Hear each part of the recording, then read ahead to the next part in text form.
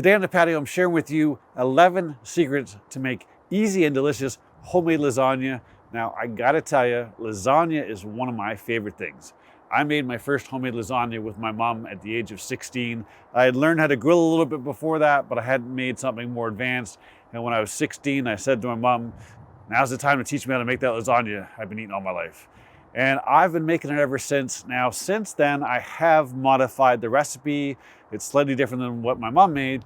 And this is my easy version, right? These are all store-bought ingredients. I have another version where I make the noodles and the sauce and all that good stuff. If that interests you, leave a comment down below and I'll make another video on my advanced version as well. But try this one first because I think it'll blow your mind. Secret number one is to saute some onion. Now, get yourself either a large yellow onion or two smaller yellow onions and dice them up. On the dice here, you want to go with a little bit of a larger piece. We're going to saute these and they're going to break down. This will add some texture to your sauce and some flavor. So dice them up. Put in about 3 tablespoons of olive oil. Throw in your onion. Add some Diamond Crystal Kosher salt or whatever salt you want.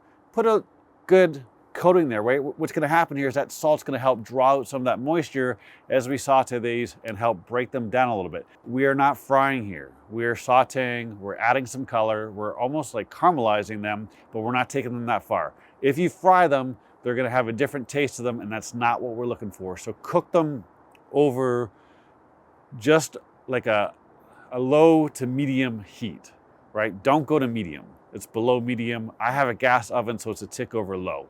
After you saute these for a good 10-12 minutes, add some fresh garlic. I'm using 4 cloves in this. Make sure it's fresh. I use the jar garlic a lot, but I'll tell you what, if you can use fresh garlic for something like this, you're gonna go through a whole bunch of steps. You might as well use fresh because it's gonna be a better flavor. Let that garlic go for a good minute. The house is gonna smell amazing. And then once you get to that point, don't overcook it, but pull out all the garlic and the onions, scrape it into a bowl, and then give that pot that you're using a good wipe because we don't want to burn any onions that are left over.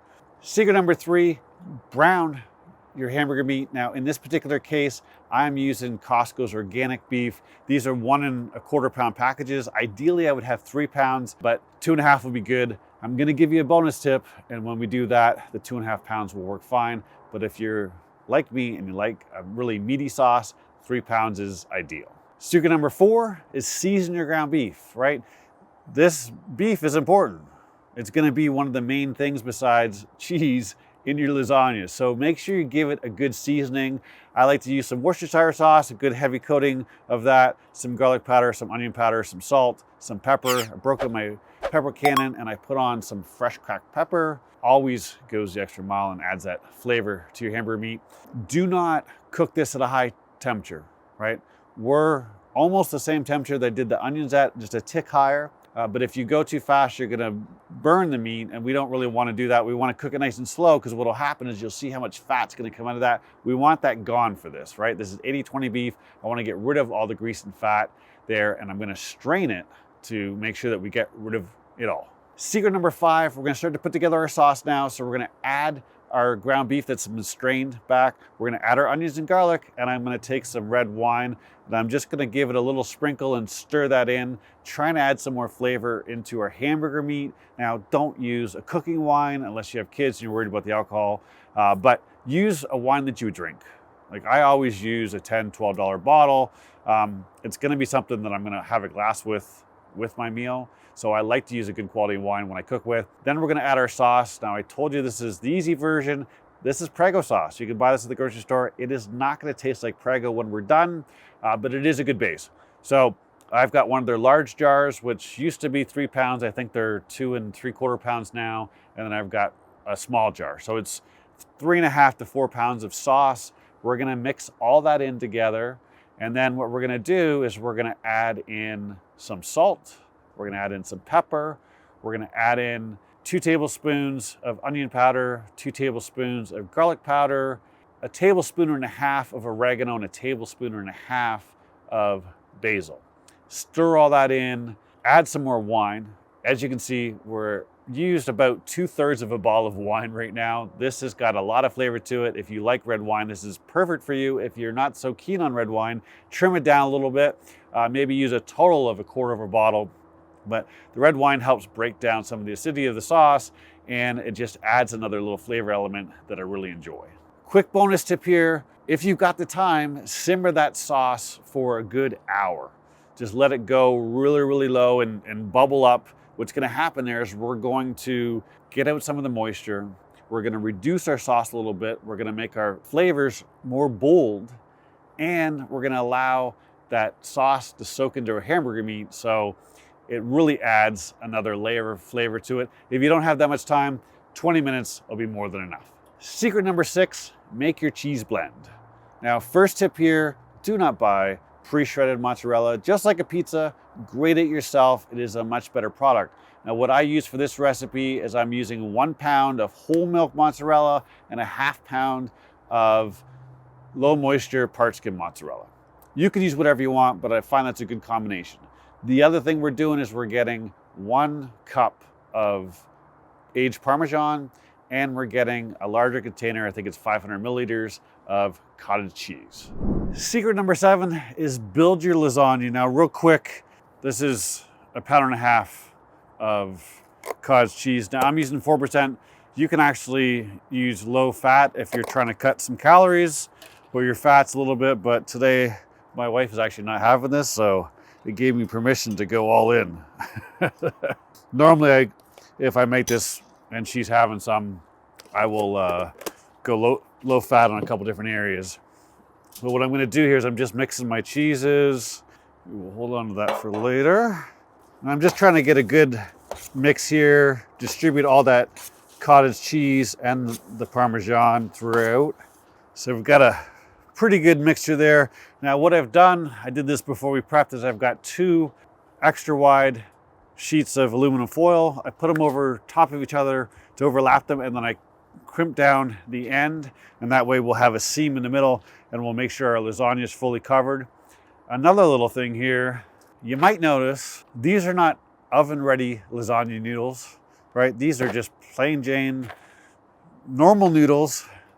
Lots of people think you need to pre-cook these, or if you're making a lasagna this way, you've got to use the oven noodles. You don't. My mom's been making this for 40 years and it's always been delicious. Like I said, I've been making it 30 years. I have never once used the oven ready noodles, and I have never boiled them first. So just a little tidbit there. In the words of the great Public Enemy, don't believe the hype. So what we're gonna do here is we're gonna start to build this guy, and we're gonna put a nice little layer of sauce on the bottom. Not too thick, I just don't want it to stick to anything. And I did give this container a coating of spray oil, all right? So this is like a 9x12. So this is really simple to make. You just layer it up, right? We're doing a layer of sauce, then we're doing noodle sauce, cheese, noodle sauce, cheese, noodle sauce, cheese. Super easy. Now the one thing I'll show you here in this particular container, I always like to maximize how the noodles fit. So I'll break off a corner here so I can get that into the corner. And I'll do that in a couple steps, a couple different areas. Unnecessary, but I am a creature of habit and I've been doing it forever. So let that guy go there. And then again, this one's gonna not quite fit. I almost feel like they've shortened their noodles, because that one I would have normally had to, is inflation getting that bad? I always broke off this end before. That is very interesting to me. We're just gonna spread this out so all the noodles are covered.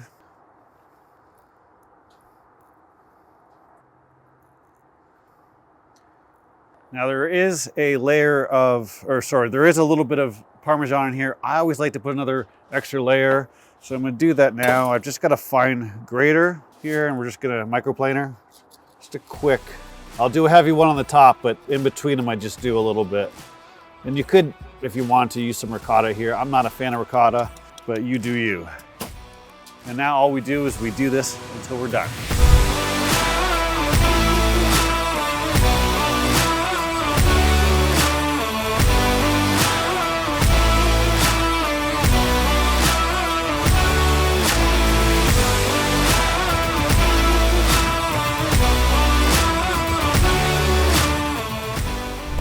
So now we have our lasagna assembled. If you're paying close attention, you'll notice that I got 4 layers of noodles in there.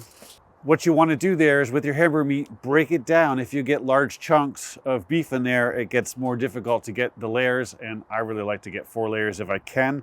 The other thing here is I guarantee you, these darn things are shorter than they used to be. I've been thinking about this the entire time I've been making them.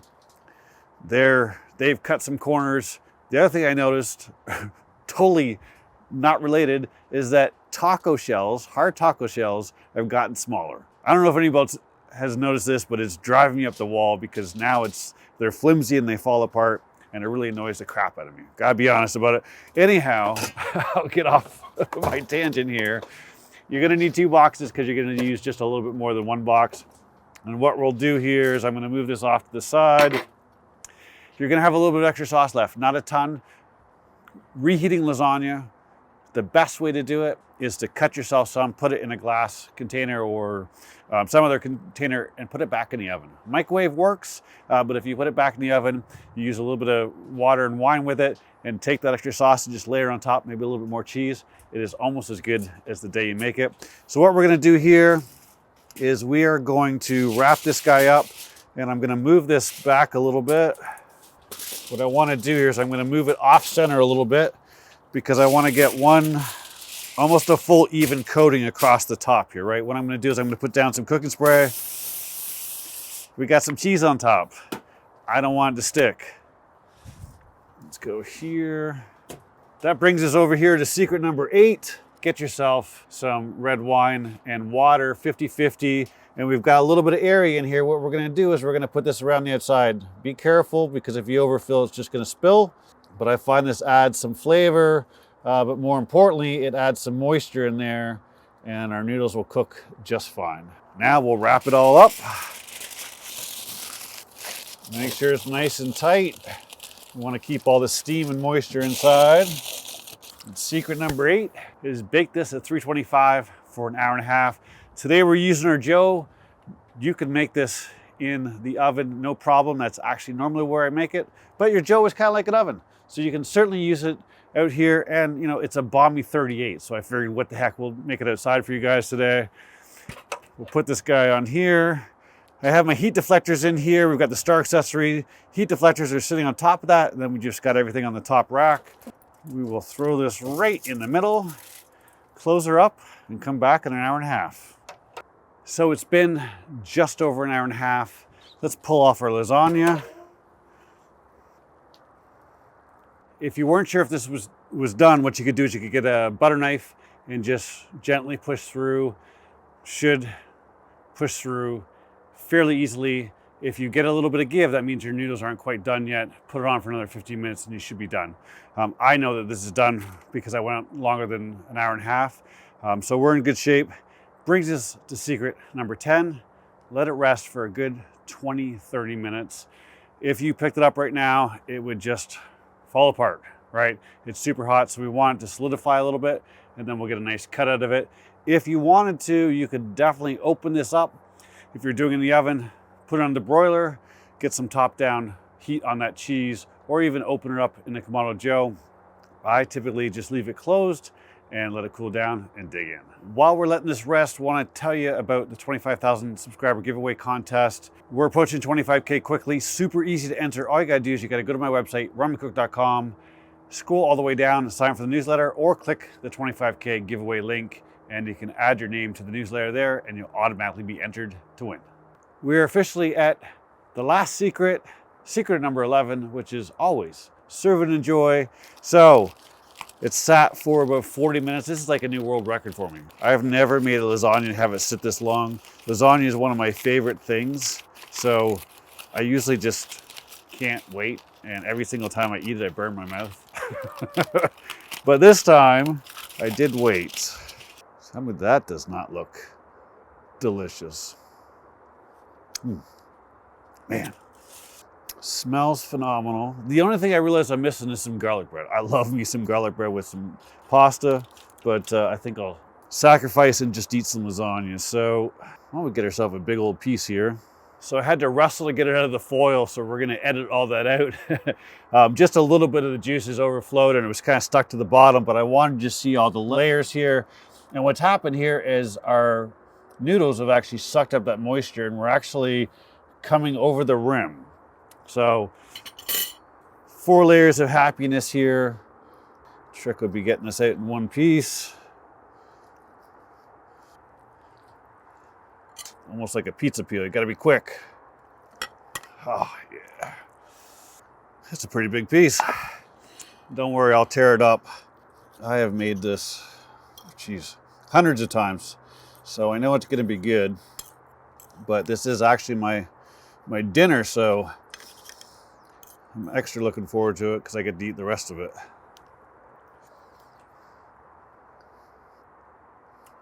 Oh yeah. I don't know who made this, but he makes some damn good lasagna.